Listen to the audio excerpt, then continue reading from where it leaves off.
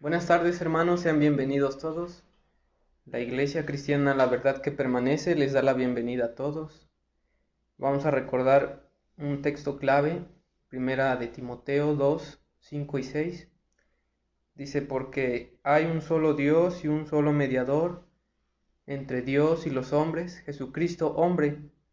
Queremos compartir con todos ustedes la fe en nuestro Señor Jesucristo. Le mandamos un saludo y un abrazo a todos los hermanos que nos ven en vivo. Y sin más que decir, vamos a iniciar con nuestro culto. Vayan conmigo a Hebreos, por favor.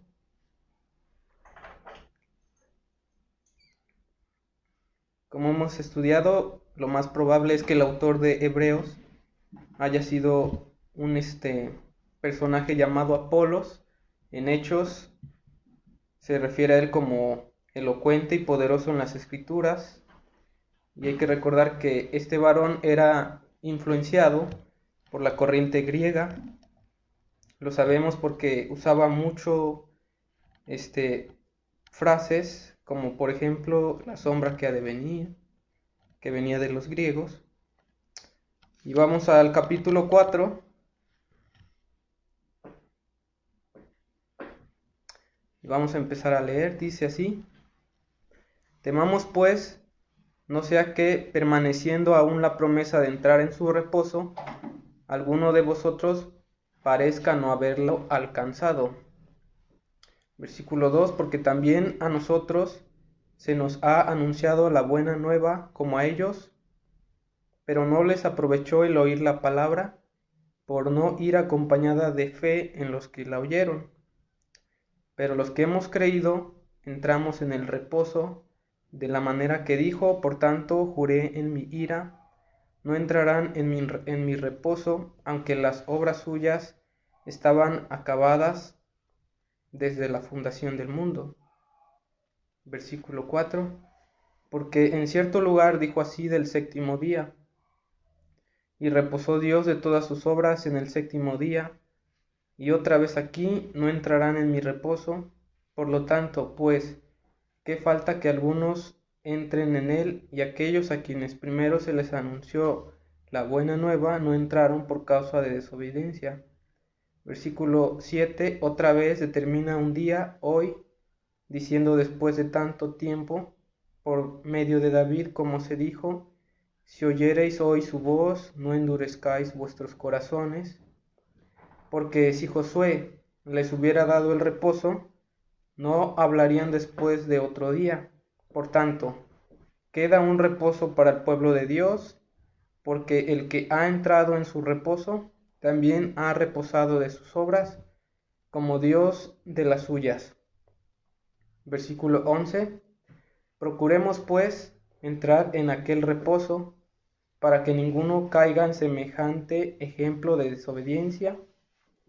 Versículo 12. Porque la palabra de Dios es viva y eficaz, y más cortante que toda espada de dos filos, y penetra hasta partir el alma y el espíritu, las coyunturas y los tuétanos, y discierne los pensamientos y las intenciones del corazón.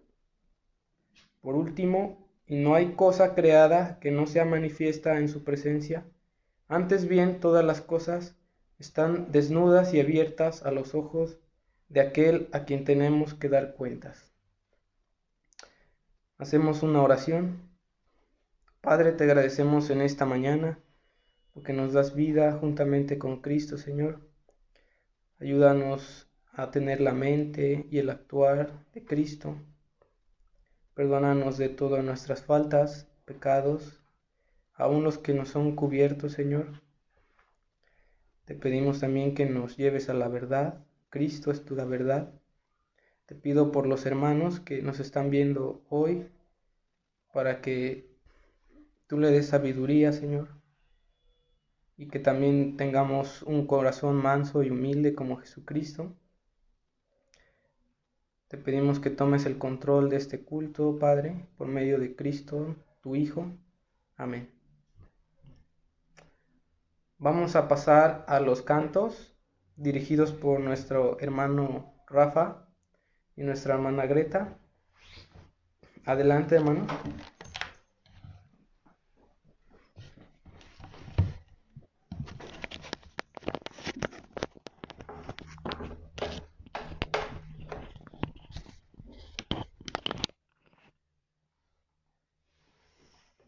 Hermanos, buenos días, el Señor les bendiga.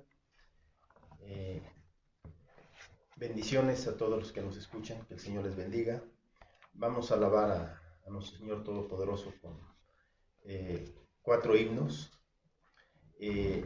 Un himno se llama Lo que respira, pero antes de esto quisiera compartir un versículo de la Biblia para este canto, que se motivó este canto.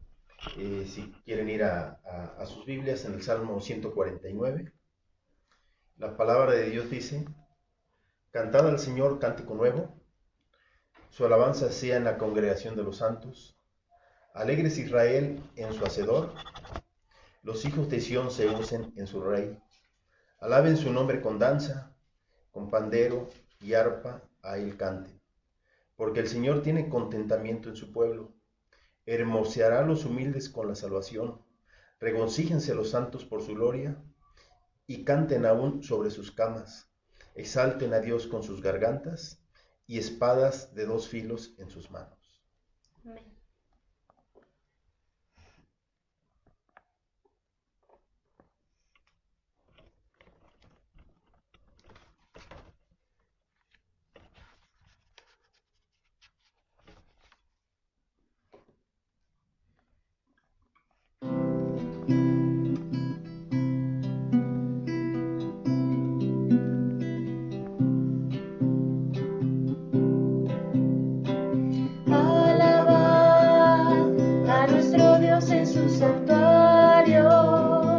Por la hermosura de su cielo, por sus proezas alabadle a él, alabadle por la grandeza de su nombre, con el sonido de bocina, salterio y arpa y a la vez cantar.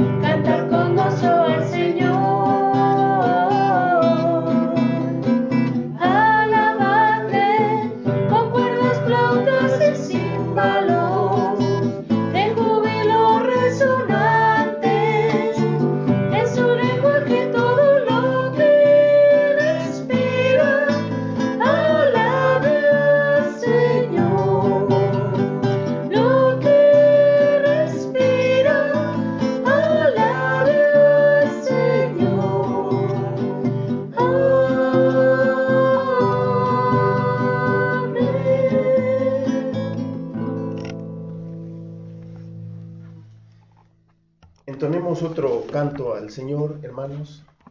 Alabemos con corazón gozoso. El canto se llama Canción del Espíritu. Antes de esto compartimos otro versículo que es Juan 16:20. La palabra de Dios dice, de cierto os digo, que vosotros lloraréis y lamentaréis, y el mundo se alegrará. Pero, aunque vosotros estéis tristes, vuestra tristeza se convertirá en gozo. Amén.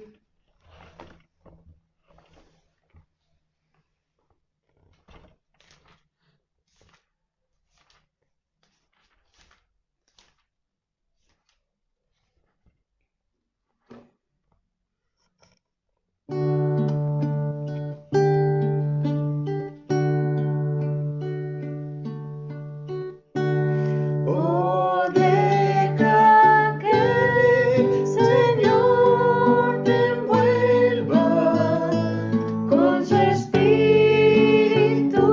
de amor. Satisfaga hoy tu alma y corazón. Entrégale a Jesús tu vida y su espíritu vendrá sobre ti y vida nueva te dará.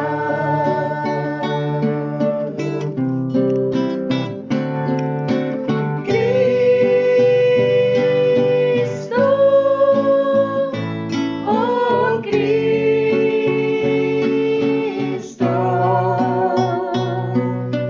ven y llénanos.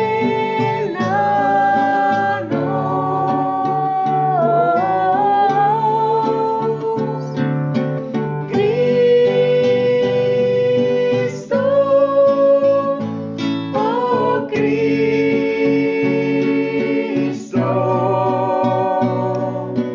llénanos de ti. Alzamos nuestra voz con gozo, nuestra alabanza a ti. Con dulzura te entregamos nuestro ser. Entrega toda tu tristeza en el nombre de Jesús y abundante vida hoy tendrás en él.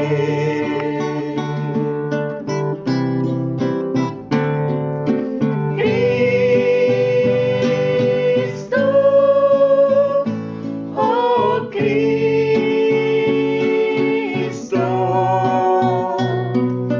ven y llénanos.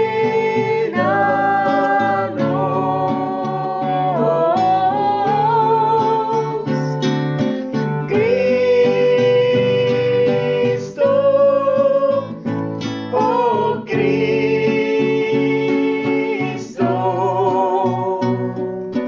llénanos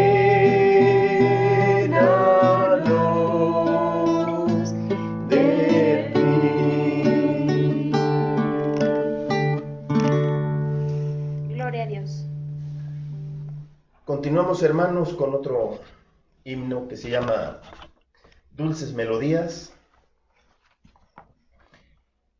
Y compartimos otro versículo que es Colosenses 3:16. La palabra de Dios dice: la palabra de Cristo more en abundancia en vosotros, enseñándonos y exhortándonos unos a otros en toda sabiduría, cantando con gracia en vuestros corazones al Señor con salmos e himnos y cantos espirituales.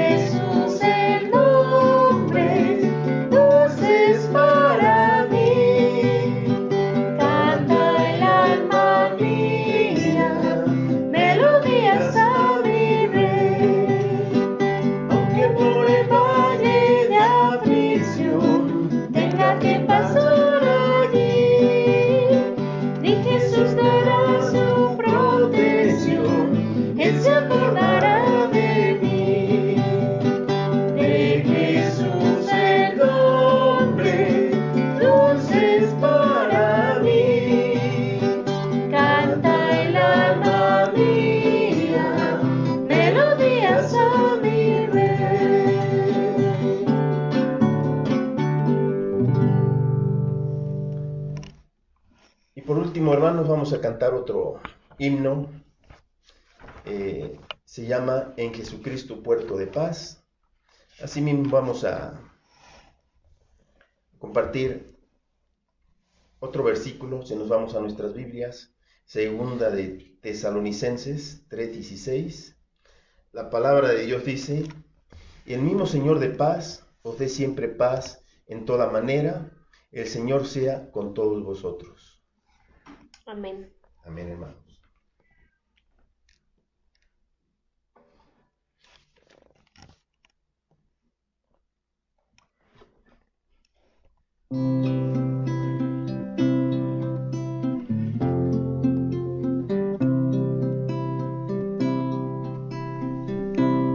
En Jesucristo, puerto de paz, en horas negras de tempestad, hallan las almas dulces olas, grato consuelo, felicidad.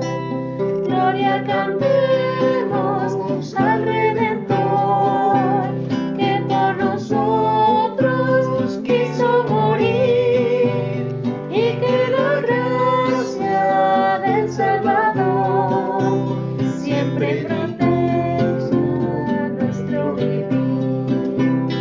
En nuestras luchas, en el dolor, en tristes horas de tentación, calma difunde santo vigor, nuevos alientos al corazón.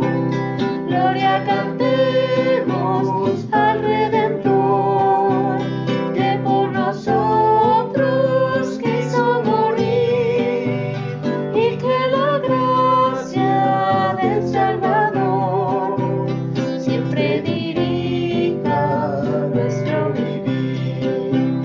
Cuando en la lucha falta la fe y el alma desea desfallecer, Cristo nos dice: siempre os daré gracia divina, santo poder. Gloria cantemos al Redentor, que por nosotros quiso morir, y que la gracia del Salvador siempre dirija nuestro vivir.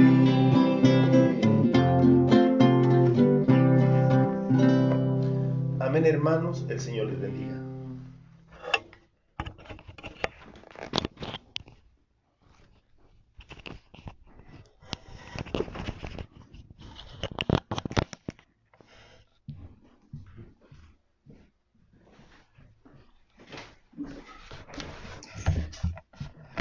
Vamos a pasar, hermanos, a la hora de la predicación. Hace 8 días vimos la paz en medio de la aflicción.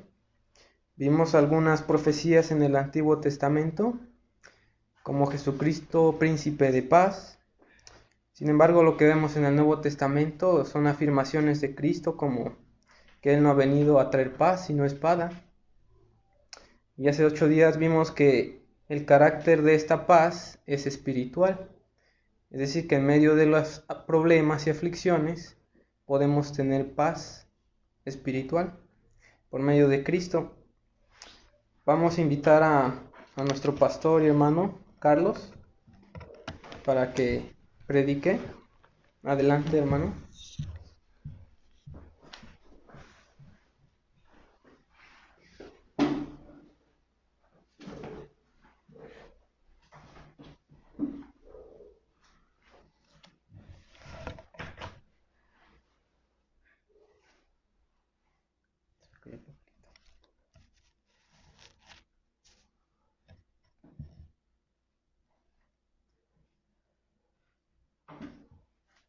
Sean todos bienvenidos a la predicación del culto general.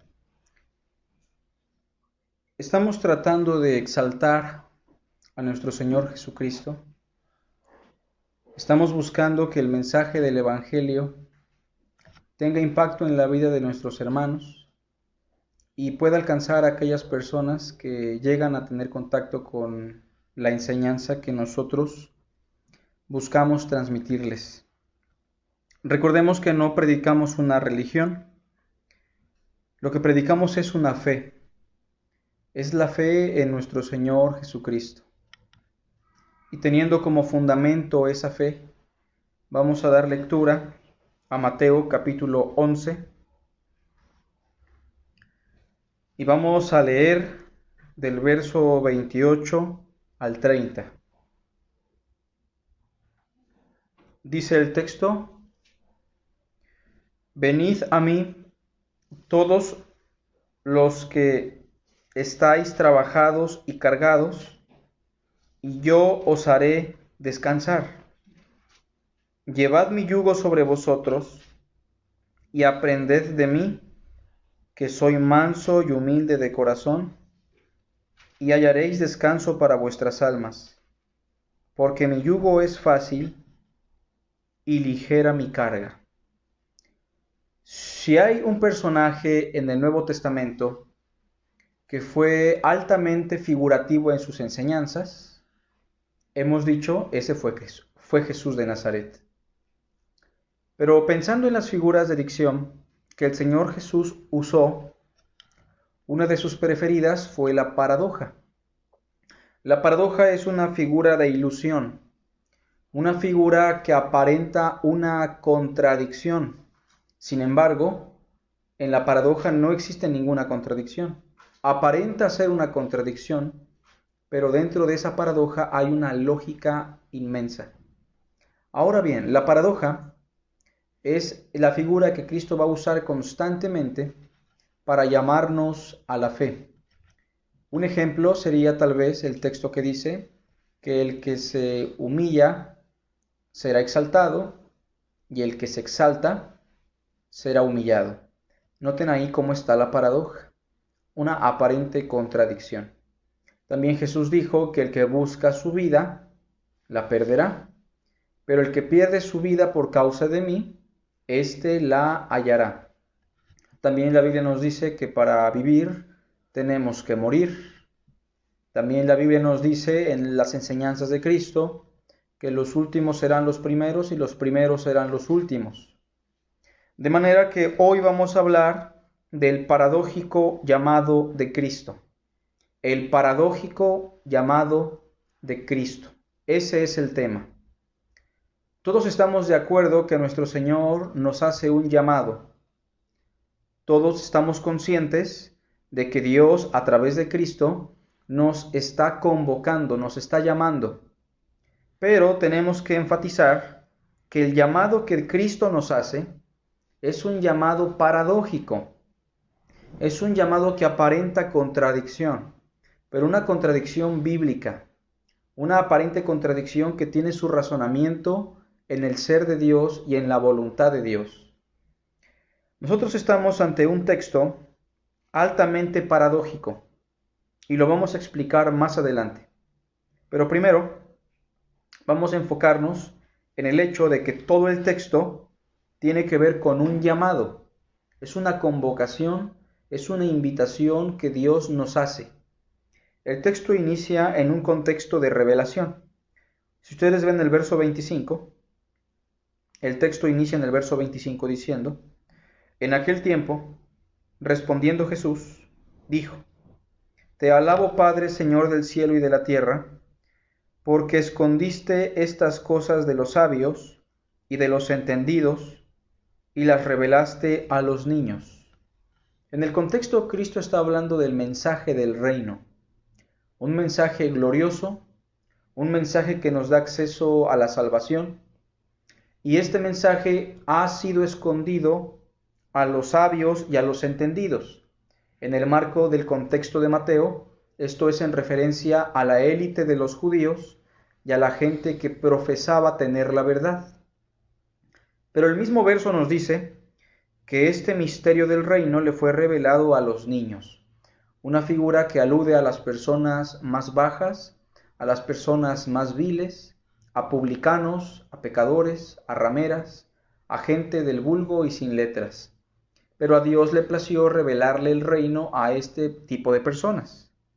Verso 26, sí, Padre, porque así te agradó. Todas las cosas me fueron entregadas por mi Padre, y nadie conoce al Hijo sino el Padre, ni al Padre conoce alguno sino el Hijo, y aquel a quien el Hijo lo quiera revelar. Otra vez el énfasis, la revelación. Bueno, entonces Dios busca revelarse. Dios se da a conocer al hombre. En este contexto, a los niños, a los pobres, a los marginados, a los publicanos, a los pecadores. En el contexto inmediato, a los cansados, a los que están turbados, trabajados, cargados. Y entonces Cristo hace un llamado del verso 28 al 30. El llamado inicia de la siguiente manera: venid a mí todos los que estáis trabajados y cargados, y yo os haré descansar. En primer lugar, es un llamado a la fe. El llamado de Cristo es un llamado a la fe. ¿Por qué digo esto si el texto en ningún momento menciona la fe? Bueno, primero quiero que noten que en la primera frase, venid a mí, estamos ante una figura. Esta figura se llama metonimia. La metonimia se caracteriza por decir algo que es emblemático. Es una especie de metáfora en donde por venid a mí debemos entender otra cosa menos venid a mí. Cuando Cristo dice vengan a mí, esto no significa que Cristo esté en un lugar y nosotros tenemos que caminar cierta distancia para llegar a Él. En definitiva, ese no es el sentido. Venir a mí es una especie de metáfora que por venir a mí entendemos, crean en mí, pongan su fe en mí. En algunas ocasiones Jesús dirá, coman mi carne, beban mi sangre. Juan capítulo 6 lo dice así. Eso tampoco es un lenguaje literal. Ahí Cristo, en otras palabras, nos está diciendo, crean en mí. El que tiene sed, venga a mí y beba. El que cree en mí, como dice la Escritura, de su interior correrán ríos de agua viva. Noten entonces que hay muchas figuras que apuntan a la fe. Por ejemplo, mas a todos los que le recibieron. ¿Cómo recibimos a Cristo? ¿Abrimos nuestro corazón? ¿Tenemos la capacidad de hacerlo? ¿Abrimos la puerta de nuestra casa? El texto lo explica. Mas a todos los que le recibieron, es decir, a los que creen en su nombre. Y venir a mí no es otra excepción, es simplemente crean en mí. Es simplemente confíen en mí, crean en mí. Vean Juan capítulo 6 sin perder Mateo, y creo que la figura ahí se explica mejor. En primer lugar, entonces, estamos diciendo que el llamado de Cristo es un llamado a la fe en Él. Un llamado a la fe en Él. Hemos hecho mucho énfasis en la fe en Cristo. No nos salva el arrepentimiento, no somos salvos por medio de nuestras obras, no somos salvos por medio de renovar nuestra mente, somos salvos por medio de la fe en Cristo. Lo demás son resultados inmediatos. Juan capítulo 6, vean el versículo 64. Pero hay algunos de vosotros que no creen. El énfasis ahí sí es la fe, ¿no? Ahí no hay figura. Ahí claramente se dice, hay algunos de ustedes que no creen. Es la fe, la falta de fe. Porque Jesús sabía desde el principio quiénes eran los que no creían, otra vez la fe, y quién la había de entregar. Y dijo, por eso os he dicho que ninguno puede venir a mí, en el contexto inmediato que significa ninguno puede venir a mí. Si somos honestos y somos responsables con el contexto inmediato, por ninguno puede venir a mí, se entiende, ninguno puede creer en mí si no le fuere dado del Padre. Y esto tiene una armonía con todo el relato del Nuevo Testamento, porque aún la fe es un don de Dios. Verso 66, desde entonces muchos de sus discípulos volvieron atrás y ya no andaban con él. Dijo entonces Jesús a los 12, ¿queréis acaso iros también vosotros? Le respondió Simón Pedro, Señor, ¿a quién iremos? Tú tienes palabras de vida eterna. Y nosotros hemos creído. Eso significa, y nosotros hemos ido a ti. Nosotros hemos creído y conocemos que tú eres el Cristo, el Hijo del Dios viviente. Por lo tanto, en Mateo capítulo 11, sí podemos reconocer que estamos también ante la misma metonimia, en donde venid a mí significa crean en mí, coloquen su fe en mí. El llamado de Cristo es un llamado a la fe en Él. Vengan a mí todos.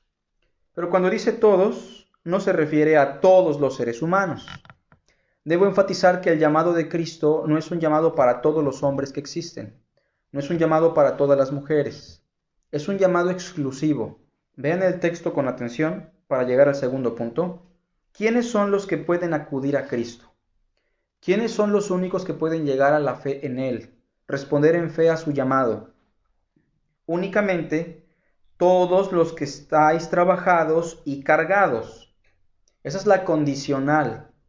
Si usted va a responder en fe a Cristo, es necesario que usted primero esté cargado y trabajado.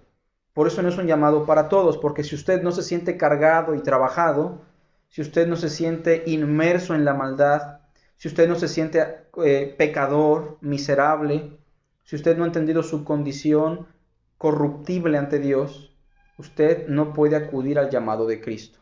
Jesús dijo, yo no he venido a llamar a justos, ¿ven eso? No es un llamado para todos. He venido a llamar a pecadores y hace el énfasis al arrepentimiento. No es un llamado para todos los hombres. En segundo lugar, entonces, un llamado a los cansados. Un llamado a los cansados. Otra vez estamos ante un lenguaje figurado. Trabajados y cargados son las dos palabras que se están ocupando para designar la carga pecaminosa que existe en el ser humano. Nuestro pecado es lo que ha traído la maldición al mundo, el pecado de Adán y Eva. El pecado es lo que trae la enfermedad, el pecado es lo que trae la muerte, el pecado trae el cansancio, la carga, el trabajo. Sin embargo, en este contexto, cuando hablamos de cansados, estamos hablando de un asunto espiritual, de un asunto que se asienta en el alma, de un cansancio en el corazón. Por eso en el versículo 29 al final dice, hallaréis descanso para vuestras almas. No es que usted anda cargando una mochila con muchos problemas, sino que en su corazón el pecado, la maldad, sus malas decisiones, su vida sin Dios, ha acarreado para su corazón y para su alma una carga y un cansancio que nadie le puede quitar. Precisamente estamos en el contexto de Mateo 11, en donde el capítulo 12, que está adelantito, habla del día de reposo. El día en el cual los judíos reposaban de todas sus obras, adoraban a Dios y le entregaban todas sus cargas a Dios. Y Cristo se presenta como el reposo. Es más, en Mateo capítulo 12, versículo 8 dice, porque el Hijo del Hombre es Señor del día de reposo. Lo cual significa que Cristo les está diciendo a los judíos, no hace falta que ustedes crean o piensen que el día del reposo les va a dar el descanso, porque yo soy el reposo genuino, yo soy el verdadero reposo, yo soy el Señor del día del reposo, es decir, estoy por encima de ese día, de manera que Jesús es el reposo eterno. En Cristo podemos reposar no un día, no el Shabbat, sino toda la eternidad. En Cristo tenemos el reposo. Hemos dicho entonces que es un llamado a la fe en Él, es un llamado únicamente a los que están cansados, turbados, trabajados. Usted se siente afligido, estresado, cargado, está bien. Pero la pregunta es, ¿se siente cargado de pecado? ¿Siente usted la maldad que agobia su corazón? ¿Siente esa ausencia de Dios? ¿Se da cuenta que usted está vacío sin Cristo? Bueno, si usted así lo ve, si así usted lo percibe, si usted ha tenido conciencia plena de su maldad, entonces usted está calificado para acceder a Cristo porque está cargado y trabajado. Venid a mí todos los que estáis trabajados y cargados, dice, y yo os haré descansar. Ahí viene el primer asunto del llamado de Cristo. Cuando Cristo nos llama, lo que Él nos ofrece es reposo. Él nos ofrece descanso, nos ofrece calma, paz. ¿Se acuerdan que hace 8 días hablamos de la paz? Mi paz os dejo, la paz os doy. Yo no se las doy como el mundo se las da. No se turbe vuestro corazón, ni tengan miedo. Cristo dice, yo los haré descansar. Así que podemos decir en tercer lugar que Cristo nos llama al reposo, un llamado al reposo de Cristo. Es un llamado a descansar. La vida cristiana no debe ser una vida de estrés. La vida cristiana no debe ser una vida de preocupaciones. La vida cristiana, a pesar de las cosas negativas que puedan existir, es una vida en paz y en tranquilidad porque estamos reposando en Cristo Jesús. Cristo nos llama al reposo. Cristo nos llama a la paz. Ese es su llamado, hermanos. El príncipe de paz nos está llamando para que acudamos a su paz, a su reposo, a su descanso. ¿La paradoja en dónde está? Hemos dicho que el tema se llama el paradójico llamado de Cristo. La paradoja está inmediatamente en el verso 29, porque dice, llevad mi yugo sobre vosotros. ¿Qué es un yugo?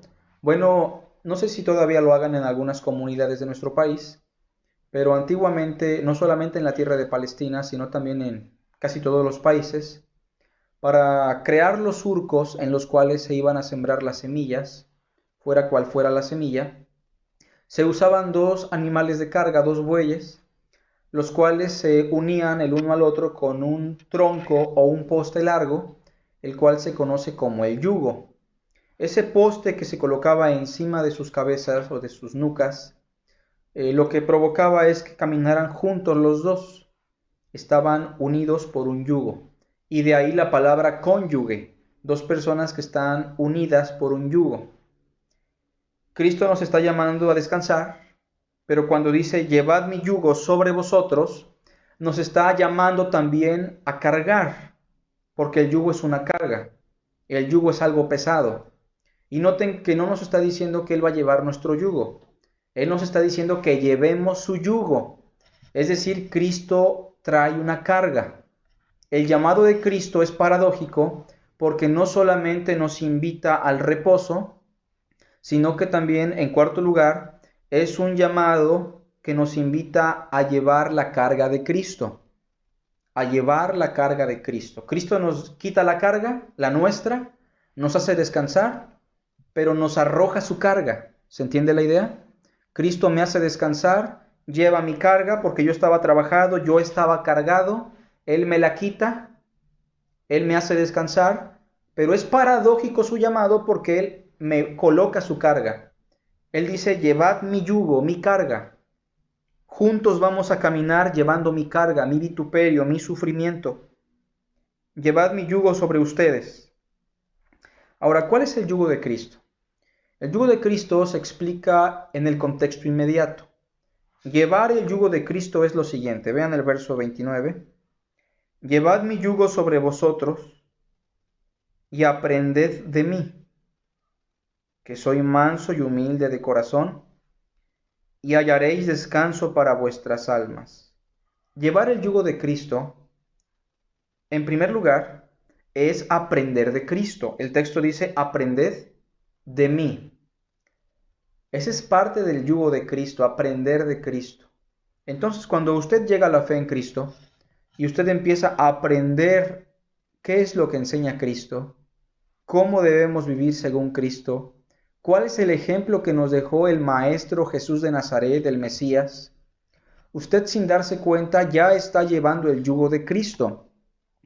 Porque usted al aprender de Cristo, quien es manso y humilde de corazón, usted está metiéndose en problemas gravísimos.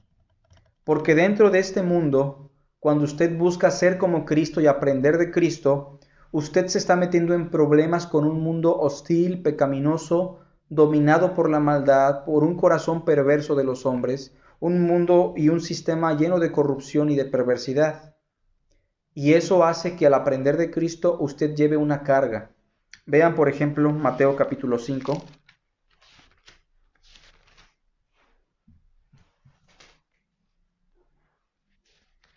En las bienaventuranzas, que son también una paradoja, porque se bendicen a los pobres, felices los pobres en espíritu.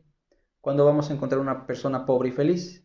Bueno, aquí es la paradoja, que siendo pobres en espíritu, podemos encontrar dicha. Mateo 5, verso 3.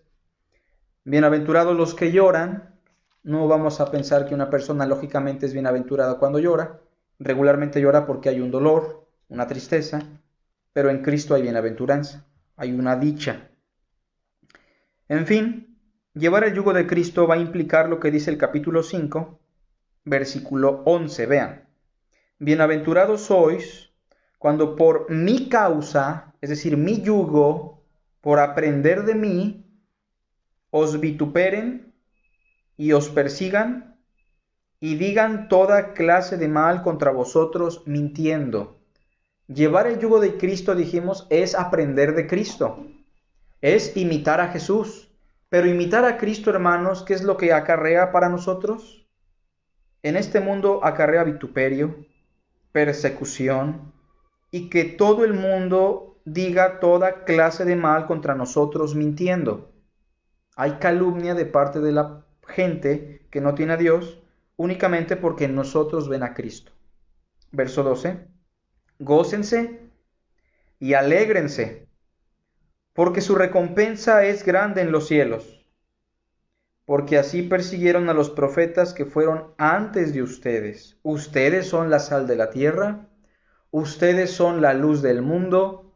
Todos los que llevamos el yugo de Cristo, es decir, los que aprendemos de Él, nos convertimos en personas mansas y humildes de corazón, obviamente de manera gradual, de manera gradual en la cual vamos creciendo poco a poco, pero la imagen de Cristo está formándose en nosotros. Eso es llevar el yugo de Cristo. En el contexto de Mateo, si ven Mateo capítulo 10, versículo 34, otra vez estamos ante el lenguaje paradójico del Señor. No piensen que he venido para traer paz a la tierra. Ya lo mencionamos hace 8 días. Cristo Jesús no vino a traer la paz mundial. El interés de Dios no era establecer un reino físico, literal, económico y próspero para los hombres. Su reino no era de este mundo, era de carácter espiritual.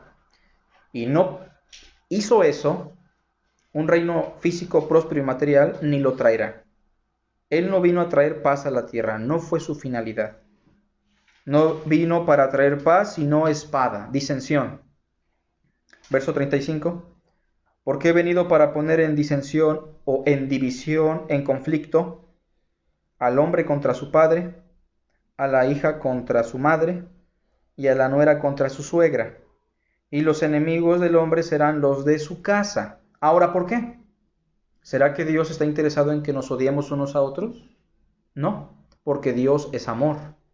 Pero ¿cómo es que una familia, por el hecho de que uno o dos tengan a Cristo, se convierte en una batalla campal? El verso lo explica, 37. El que ama a padre o madre más que a mí, no es digno de mí. El que ama a hijo o hija más que a mí, no es digno de mí. El que no toma su cruz y sigue en pos de mí, no es digno de mí. En consecuencia, en el contexto estamos hablando del yugo de Cristo, aprender de Cristo. Y si estamos aprendiendo de Cristo, tenemos que entender que el amor está dedicado a Cristo al 100%. Cristo está por encima de todo y todas las cosas. Y llevar el yugo de Cristo va a implicar que por amarlo a Él más que a nuestra familia, eso va a traer un conflicto. Obviamente cuando unos padres cristianos, unos hijos cristianos toleran el pecado de los familiares y su vida no refleja a Cristo, no va a haber conflicto, es natural. Pero cuando queremos tomar en serio a Cristo y aprender de Él, llevar su yugo, tendremos conflicto y problemas. Juan el Bautista, un ejemplo vivo de Mateo capítulo 11, es un hombre que llevó el yugo de Cristo, y en el capítulo 11 se menciona cómo Juan tiene en su corazón la angustia de saber si Jesús es o no es el Mesías, ya que está encarcelado, humillado, y más adelante lo vamos a encontrar muriendo, perdiendo su cabeza. Alguien que llevó el yugo de Cristo. Entonces, por una parte, Cristo nos ofrece descanso. Una paz, un reposo, un descanso que sobrepasa todo entendimiento. Pero ese descanso y ese reposo va acompañado de una carga, la carga de Cristo. Verso 29 de Mateo 11. Llevad mi yugo sobre vosotros, lo cual significa, aprendan de mí, que soy manso y humilde de corazón, y hallaréis descanso para vuestras almas. ¿Cómo hallamos descanso para nuestra alma? En primer lugar dijimos acudiendo en fe en Cristo. Considerando en segundo lugar nuestra condición caída. Estamos trabajados y cargados. Entonces llegamos al reposo de Dios, obtenemos la carga, el yugo de Cristo. Juntamente con Cristo llevamos su vituperio, su carga. Pero dice el texto en el verso 29 que llegamos a descansar cuando cargamos su yugo. Es decir, paradójicamente, descansamos cuando cargamos. Descansamos en el alma cuando cargamos el vituperio de Cristo, cuando llevamos su yugo, cuando aprendemos de Él que es manso y humilde de corazón, cuando aprendemos de aquel personaje, nuestro Dios hecho carne, que cuando lo maldecían, no respondía con maldición, que cuando lo azotaban, no abrió su boca. Encontramos la paz y el reposo cuando aprendemos de Cristo Jesús. Termina diciendo el verso 30, porque mi yugo es fácil y ligera mi carga. Si usted está llevando una vida cristiana cargada, trabajada, estresante, si usted está llevando su ministerio con muchos problemas, con mucho conflicto y no tiene paz, tiene que reevaluar si usted está haciendo la voluntad de Dios. Pero si usted está teniendo problemas en este mundo, en su iglesia, en su casa, en el trabajo, por causa de Cristo, usted más que nadie sabe que usted está experimentando una paz porque está aprendiendo de Él, está llevando su yugo, que es manso y humilde de corazón. ¿Está usted ya en el reposo de Cristo? Por último, debo decir que el reposo que Cristo nos ofrece es simplemente una forma de expresar la salvación. Entrar en el reposo de Cristo es entrar a la esfera del reino, es entrar a la esfera de la salvación que Él nos ha ganado. Vean Hebreos 4 para terminar. Regularmente cuando un predicador dice que ya va a terminar, no va a terminar, pero trataremos de ser breves. Hebreos 4, hablando del reposo, que sigue abierta la opción, la oferta, el llamado. El autor de los Hebreos usa algunas comparaciones del Antiguo Testamento, entre las cuales destaca el día séptimo, en el cual Dios reposó. También va a usar la comparación de la tierra de Canaán, en donde ellos estaban en el desierto fatigados, cansados, y una vez que entran a la tierra de Canaán, en un sentido reciben reposo. Todas estas figuras las va a usar el autor de los Hebreos como una sombra de Cristo. Es decir, ni el día del reposo, el día séptimo, ni el reposo que Josué les otorgó en la tierra de Canaán a los israelitas que descansaron al entrar en ella, eran el reposo prometido de Dios. Solamente eran sombras del reposo genuino en Cristo. Cristo es nuestro día de reposo. Cristo es nuestra tierra de Canaán, ¿se entiende? Él lo es. Y entonces Hebreos 4:1 dice, temamos pues, no sea que permaneciendo aún la promesa de entrar en su reposo, la opción queda abierta, alguno de ustedes parezca no haberlo alcanzado. Hebreos se preocupa por el hecho de que hay algunos que aún no han entrado a la salvación, al reposo, porque también a nosotros se nos ha anunciado la buena noticia como a ellos. ¿Ven cómo el reposo es el evangelio, la buena nueva? Pero no les aprovechó el oír la palabra por no ir acompañada de fe en los que la oyeron. Pero los que hemos creído, es por la fe, como dijimos, un llamado a la fe. Pero los que hemos creído entramos en el reposo, de la manera que dijo, por tanto juré en mi ira, no entrarán en mi reposo, aunque las obras suyas estaban acabadas desde la fundación del mundo. ¿Qué está diciendo con esto el autor a los Hebreos? Cuando Dios reposó, antes de que el Señor reposara, hubo 6 días, ¿se acuerdan? En los cuales Dios hizo su obra. Y el séptimo día el Señor reposó. Se instituyó el día de reposo en Génesis capítulo 1. ¿Cómo Dios promete que entremos al reposo si el día de reposo se inauguró cuando acabaron todas sus obras en la fundación del mundo? Bueno, es que estamos diciendo que eso era una figura, una sombra. Los 6 días en los cuales Dios trabajó son simplemente una metáfora de nuestra vida cansada y trabajada sin Cristo, permaneciendo en nuestras obras. Y el séptimo día es simplemente el símbolo del reposo de la gracia. Cuando nosotros entramos a la fe en Cristo, hemos entrado a ese día de reposo, el reposo en Cristo. Verso 4. Porque en cierto lugar dijo así del séptimo día, y reposó Dios de todas sus obras en el séptimo día. Y otra vez aquí, no entrarán en mi reposo. Por lo tanto, puesto que falta que algunos entren en él, y aquellos a quienes primero se les anunció la buena nueva no entraron por causa de desobediencia, hoy otra vez determina un día, diciendo, después de tanto tiempo por medio de David, como se dijo, si oyereis hoy su voz, no endurezcáis vuestros corazones. Porque si Josué les hubiera dado el reposo, no hablaría después de otro día. Ahora habla del tiempo de Josué cuando entran a la tierra de Canaán. Los israelitas llegaron a pensar que la plenitud del reposo era entrar a la tierra de Canaán. Pero el autor a los Hebreos dice que no. Verso 8.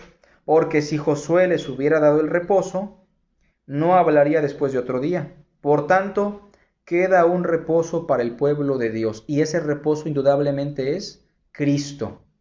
Porque en el autor de los Hebreos encontramos a Cristo superior a los profetas, Cristo superior a los ángeles, Cristo superior a Moisés, y en el capítulo 4, Cristo superior al día de reposo. Verso 10, porque el que ha entrado en su reposo, también ha reposado de sus obras. Ya no somos gente que está pensando en salvarse por obras. Y reposamos como Dios reposó en el día séptimo también de las suyas. Noten entonces cuál es la sombra, cómo está la figura ahí implementándose en la obra redentora de Cristo. 11. Procuremos pues entrar en aquel reposo para que ninguno caiga en semejante ejemplo de desobediencia. Porque la palabra de Dios es viva y eficaz. ¿Qué tiene que ver la Biblia aquí? Bueno, que la Biblia, la palabra de Cristo, es el único medio para acceder al reposo. Por eso enfatizamos en la importancia de la palabra de Cristo. Jesús dijo, aprended de mí, pero eso lo encontramos únicamente en su enseñanza que está plasmada en su palabra. Porque la palabra de Dios es viva y eficaz y más cortante que toda espada de 2 filos, y penetra hasta partir el alma y el espíritu, las coyunturas y los tuétanos, y discierne los pensamientos y las intenciones del corazón. Y no hay cosa creada que no se manifieste en su presencia. Antes bien, todas las cosas están desnudas y abiertas a los ojos de aquel a quien tenemos que dar cuenta. De manera que si no entramos al reposo de Cristo, también está la palabra que nos escudriña, nos examina, y esa misma palabra nos condena. Un llamado paradójico, un llamado a la fe que nos ofrece el descanso y nos ofrece también el yugo de Cristo. ¿Ha acudido usted ya al llamado del Señor? Vamos a hacer una oración y seguimos con nuestro culto. Padre, muchas gracias por tu palabra. Bendícela, Señor, porque es perfecta, es bendita, es sagrada, y trabaja en el corazón de nuestros hermanos, que hoy reflexionemos sobre el reposo. Te damos la honra y la gloria en Cristo nuestro Salvador. Amén.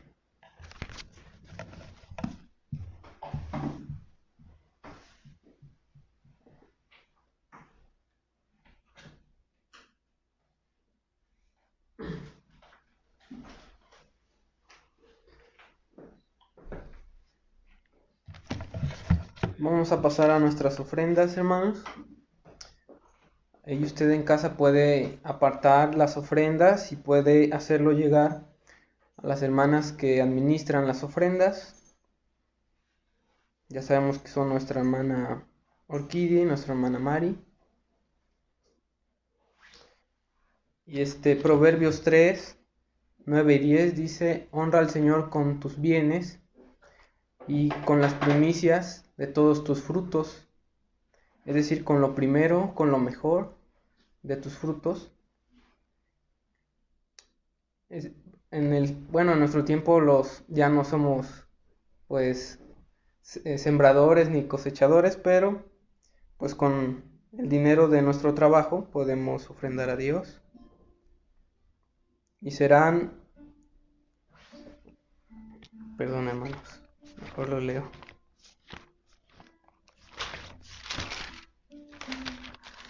No voy a decir una. Y serán llenos tus graneros con abundancia y tus lagares rebosarán de mosto. El mosto era una semillita que usaban de alimento, o también la usaban para comerciar y obtener dinero. Vamos a cantar.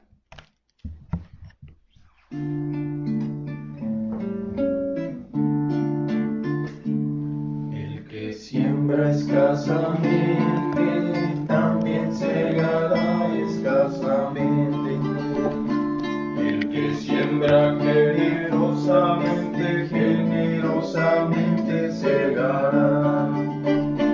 Cada uno de como propuso en su corazón, no por tristeza o por necesidad, porque Dios ama al dador alegre, porque Dios es amor.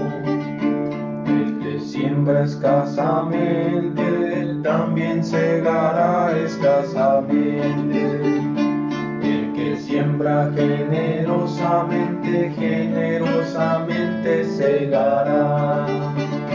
Cada uno de como propuso en su corazón, no por tristeza o por necesidad, porque Dios ama al dador alegre, porque Dios es amor. Vamos a hacer una oración para terminar. Y vamos a orar al menos por 4 cosas. Vamos a orar por la salud de nuestra hermana Marichuy. Como sabemos, tiene una enfermedad de vértigo que hace que se maree en la mayoría del tiempo. En segundo lugar, vamos a orar por nuestro hermano Rafa y nuestra hermana Cele. Y en tercer lugar, vamos a orar por el bebé de Memo y de Saralí. Ya, como sabemos por el grupo, ya nació. Por toda la iglesia vamos a orar. Y por nuestros familiares que no han tenido fe en Cristo. Dice la Escritura que no es del que quiere ni del que corre, sino del que Dios tiene misericordia. Vamos a orar pues a Dios para que tenga misericordia por estas personas. Y vamos a orar por las ofrendas también. Vamos a iniciar. Padre, te damos gracias por este culto que se llevó a cabo con la razón de nutrirnos más de tu palabra y tener más conocimiento, Señor. Te pedimos por nuestra hermana Marichuy, porque si tú quieres, Señor, tú puedes sanarle. Y si tú quieres, Señor, puede permanecer así, pero hay que respetar tus decisiones y tu soberanía, Señor, que está sobre la de nosotros. Te pedimos que pueda sanar nuestra hermana Marichuy. Te damos gracias por el nacimiento del bebé de Memo y de Saralí. Te pedimos que ellos puedan darle, Señor, un buen conocimiento de tu palabra y de ti. Te pedimos, Padre, por nuestros familiares que no han creído, para que tú tengas misericordia de ellos. Oramos por nuestra hermana Cele y nuestro hermano Rafa. para que tú les des más años para servirte, Señor, y honrar tu nombre. Te pedimos así por todos nuestros hermanos de la iglesia, nuestro hermano Carlos, nuestro hermano Aurelio, Rosendo, nuestro hermano Orquídea, Marianita. Te pedimos que te acuerdes de todos ellos, de todos nuestros hermanos, que les suplas las necesidades espirituales y económicas que surjan en su vida. Todo esto te lo rogamos por los méritos de Jesucristo. Amén. Amén. Estamos despedidos, hermanos.